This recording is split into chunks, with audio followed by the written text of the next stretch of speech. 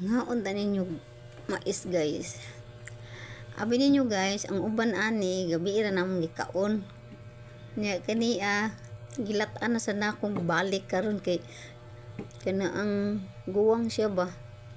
Nya kuan man siya, dili man ni siya pure nga sweet corn. May pagkabisaya man ni kay gikan ni sa bukid nga taga Badyang sa silingan ra sad namo dere ang iyang mga igsuon din nila ni Perling.